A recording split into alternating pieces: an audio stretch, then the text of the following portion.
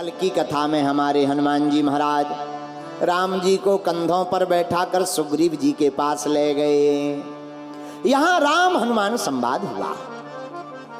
संवाद में क्या हुआ? हाथ जोड़कर प्रणाम किया श्री वीर बजरंगबली ने और प्रभु श्री राम से कहा, हे राम, हे रघुनंदन, आप चल करके सुग्रीव जी से मित्रता कीजिए। नाथ शैल पर कपिपति रहाई, तेहि सन जाए मैत्री कर। तेहि सन नाथ मैत्री कीजे, दीन जानते ही अभय करीजे। हे प्रभु श्री राम, आप सुग्रीव के साथ मित्रता करो।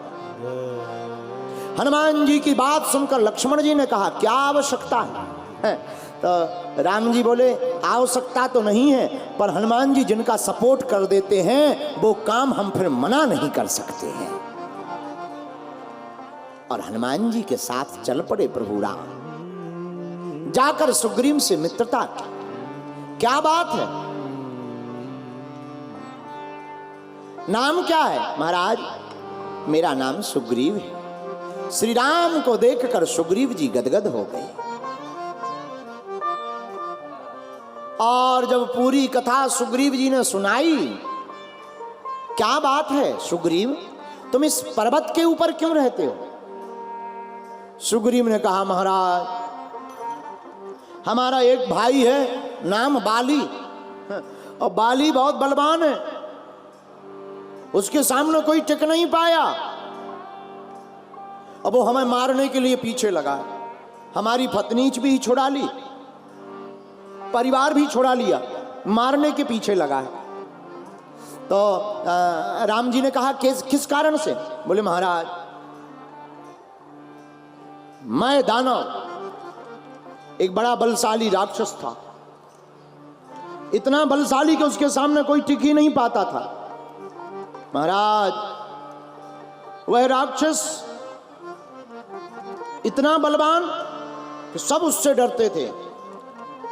और एक बार महाराज, उसने आकर के हमारे भाई को ललकारा। किसके लिए? युद्ध के लिए। युद्ध के लिए जब भाई को ललकारा तो हमारा भाई उस दानव के पीछे पीछे चल पड़ा। हम भी पीछे पीछे चले गए, लेकिन वो दानव एक गुफा में जाकर के प्रवेश हो गया। तो बाली ने हमसे कहा, सुग्रीव सुनो, 15 दिन तक तुम हमारा इंतजार करना, और 15 दिन तक अगर हम वापस ना आ पाए तो हमको मरा हुआ समझ लेना। सुग्रीव कहते, हे राम, हमने 15 दिन नहीं, 1 माह तक इंतजार किया, लेकिन 1 माह बाद जब गुफा के अंदर से रक्त की धार बहकर के बाहर आ गई, तब हमने समझा हमारा भाई मारा गया है। लेकिन मन में विचार किया, भाई तो मर गया, ये दानव फिर निकलेगा, हमें परेशान करेगा। तो विशाल पत्थर की शिला लाकर हमने दरवाजे पर लगा दी, दरवाजा बंद कर दिया। हमें क्या पता था कि भाई नहीं मरा, दानव मरा है। महाराज, हम वापस आ गए। जैसे ही वापस आए तो गांव वालों ने, मंत्रियों ने जबरदस्ती कहा कि राजा की गद्दी सुनी है, तुम राजा बनो। हमें राजा बना दिया। हम राजा बन गए, राजपाट भोगने लगे। तब तक एक दिन वह हमारा भाई बाली बड़ा क्रुद्ध होकर के आया। उसे लगा कि हमारे भाई ने राजपाट लेने के लिए दरवाजा बंद कर दिया और इधर आकर के सुख भोग रहा है, राजा बना बैठा है। और महाराज, उसके पास ऐसी वरदान की शक्ति है कि वो किसी के भी सामने युद्ध करे, उसकी आधी शक्ति उसके पास चली जाती है। अब कौन लड़े? महाराज, हमारी तो उसने हड्डी पतली तोड़ दी, नस नस हमारी घायल कर दी, और कौन पिटे? इसलिए महाराज, हम राजपाट छोड़कर भाग आए। यहां तक कि उसने हमारी पत्नी को भी छुड़ा लिया। लेकिन महाराज, यहां जहां हम जिस पर्वत पर बैठे हैं, इस पर्वत पर उसको श्राप है। ऋष्यमूक पर्वत पर वो नहीं आ सकता। यहां आएगा तो वो मर जाएगा। इसलिए हम यहां बैठे हैं। सुग्रीव जी की बात को सुनकर राम जी ने कहा, हे सुग्रीव, अब तुम्हारा भाई बाली केवल तुम्हारा दुश्मन नहीं है, वो हमारा भी दुश्मन है। लेकिन तुम चिंता मत करो, एक ही बाण में तुम्हारे आतताई बाली का हम वध कर डालेंगे, एक बाण में मार देंगे। हनुमान जी ने ताली बजा दी। तब हनुमंत उभय दिशि की सब कथा सुनाए, और पावक साखी दे कर जोरी प्रीत दृढ़ाए।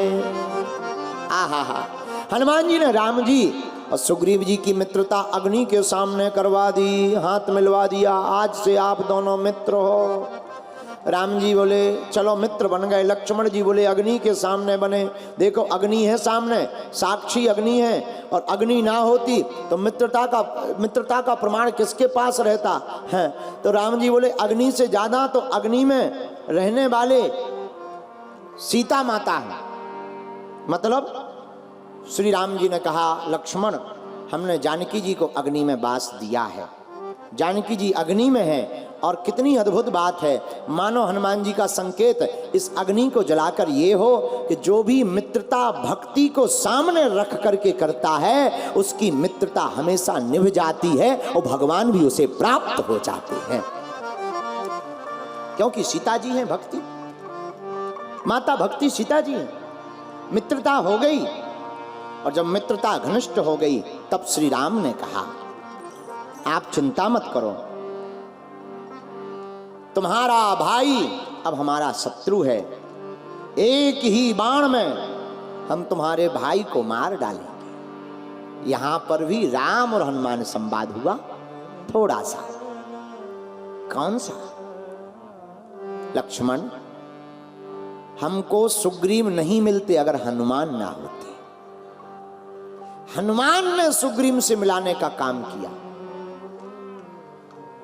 तब हनुमान जी ने मुस्कुराकर कहा कि हे रघुनाथ, आपने कहा कि हमको सुग्रीव नहीं मिलते अगर आप हनुमान ना होते, लेकिन प्रभु हम तो ये कहते हैं कि हमें प्राण ही ना मिलते अगर भगवान ना होते।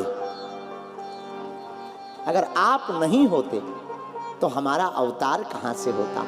हम तो आपके ही कारण हैं। और कितना अच्छा संकेत यहाँ रामचरितमानस में छिपा है। मेरे प्रियजनों, मेरे प्रिय श्रोताओ, जो बड़ा काम करने के बाद भी प्रभु को धन्यवाद देना नहीं भूलता वही इस दुनिया में बड़ा होता है। बोलो सीताराम, जोर से बोलो।